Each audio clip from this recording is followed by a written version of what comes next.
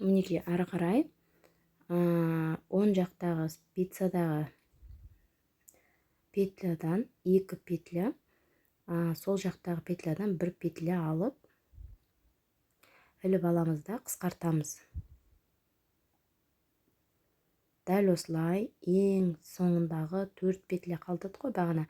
Сол 4 петля қалғанша осылай қысқартып отырамыз. Айналдырып тоқып отырамыз.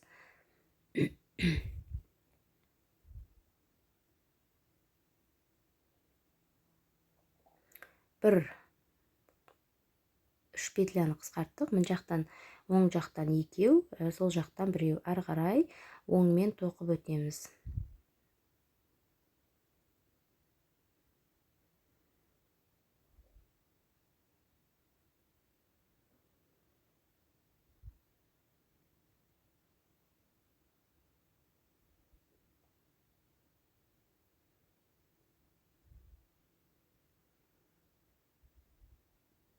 Сол жағынан дәл солай 3 петляны қысқартып өтеміз.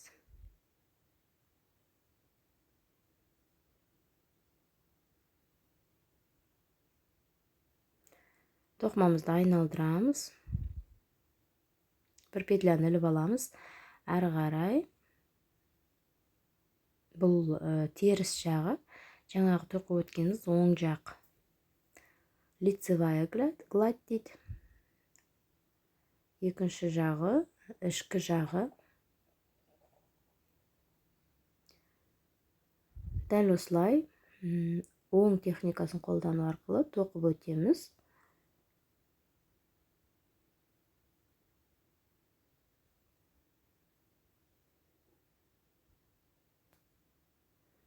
Соңындағы петляны теріс қып тоқимыз.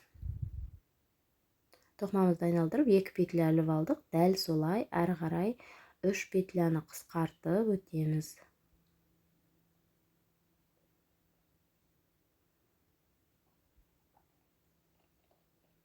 Дәл осы техниканы енді соңына дейін қолданамыз. Соңына дейін қолданып, соңғы 2 жағында 4 петля қалғанша дәл осылай тоқып өтеміз.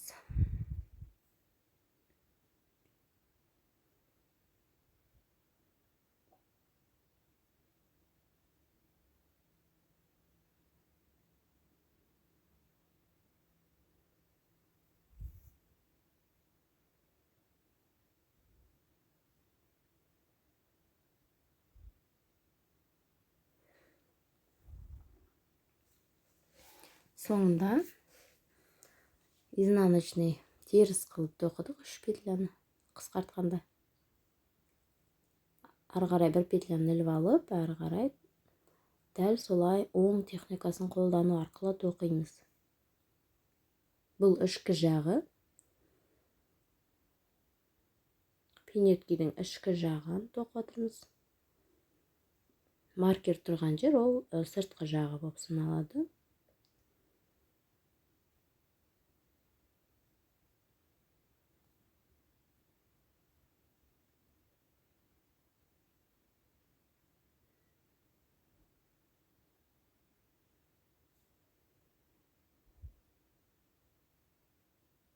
Мінекей, мен тоқып алдым. Екі жағында 4 петля қалғанша тоқып алдым.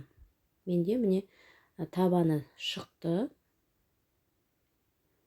Оң жақ спицада 4 петля. Сол жақ спицада 4 петля.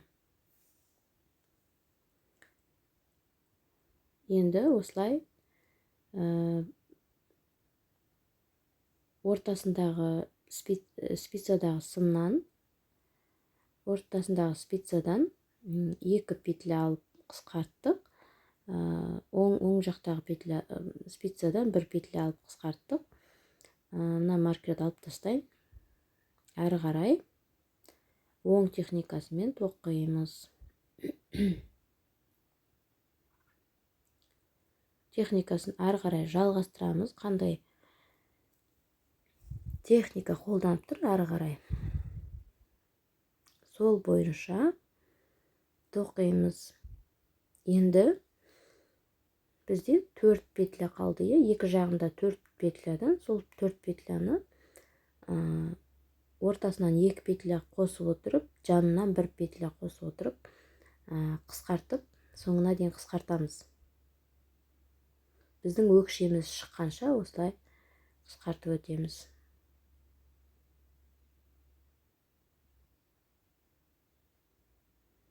Бұл пинетки тоқу жалпы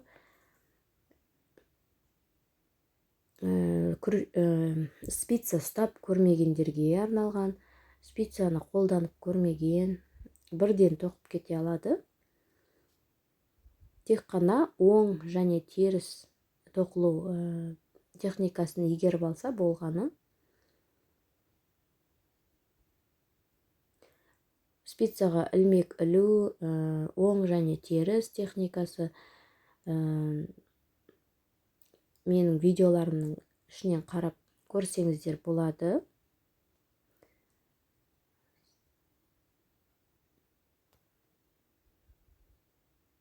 Оған арнайы сабақтар жасаған болатынмын.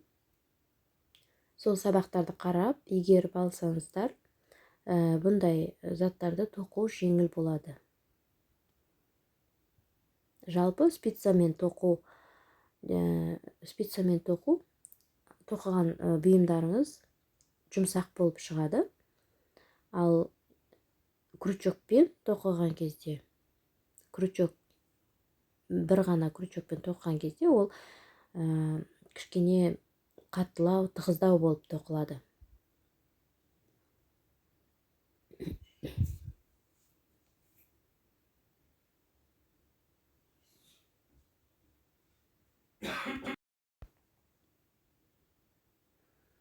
Мінекей, менде уже табанның өкшесі шығып келе жатыр. Дәл осылай ортасындағы петлялардан 2 петля, жанындағы 4 петлядан бір-бірден қосып, айналдырып отырып тоқып шығасыздар.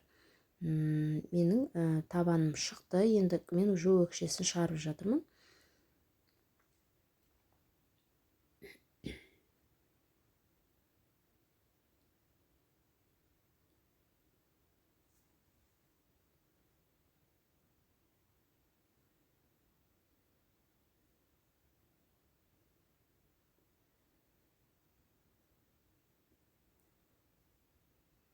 Тоқылу техникасы өте оңай. Мұқият қарап, видеоға тоқысаңыздар болады. Менің қолданған спицам 2,5. Жіп носочной пряжа, жіңішке. Осы жіпті 2 қабаттап тоқысаңыздар, ол уже 0-ден 1 жасқа дейінгі балаларға носки пинетки болып шығады. Мен тек қана 1 қабаттан тоқыдым, сіздерге түсінікті болу үшін, тек образец ретінде.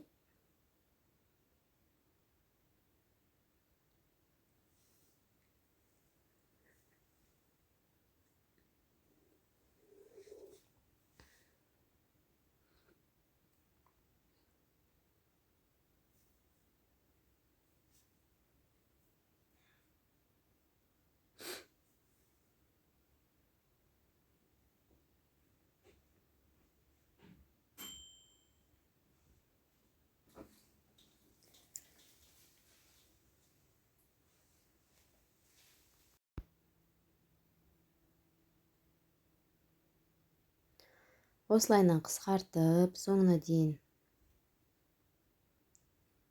қысқартамыз да, әрі қарай жібімізді өлшеп алып, инемен, тоқыма жіпті тігуге арналған инемен артын жабамыз. Мінекей. Енді ары қарай мен жіпті өлшеп аламда. Қазір менде осындай пинетки шықты. Кішкентай, сүйкімді. Осыны енді ары қарай бір жіпті кесіп алам, өлшеп. Сіздерге ыңғайлы болу үшін, түсінікті болу үшін 1, 2, осы жерден 3 орайымда кесіп алам. Осы жіпті инеге өткізіп, артын тігемін.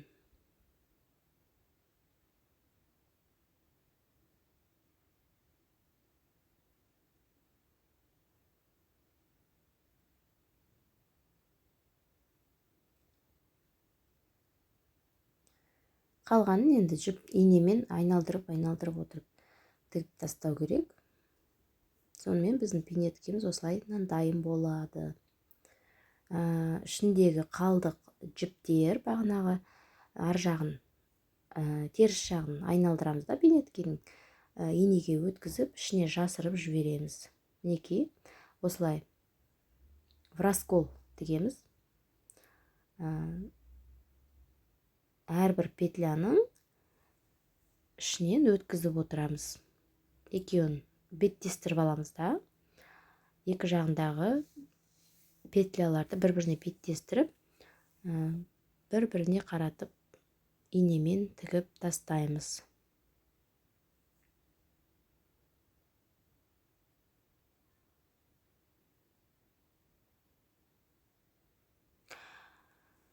Видео ұнаған болса, менің каналыма жазылып, комментарий жазып, сұрақтарыңыз болса, комментарийға қоя берсеңіздер болады. Менің каналыма жазылып, колокольчикті басып, келесі видеоны көру үшін колокольчикті басып, өздеріңізге заметка қылып алсаңыздар болады. Сіздермен бірге болған Салтанат Құрманқызы. Менің инста парақшамды осында описанияға жазып өтем, және видеоның үстінде жазулы тұр. Парақшамның аты Қолөнер креатив. Инстаграмнан тауып, инстаграмға жазсаңыздар да болады. Ол жақта да неше түрлі жұмыстарымды салатын боламын. Назарларыңызға рахмет.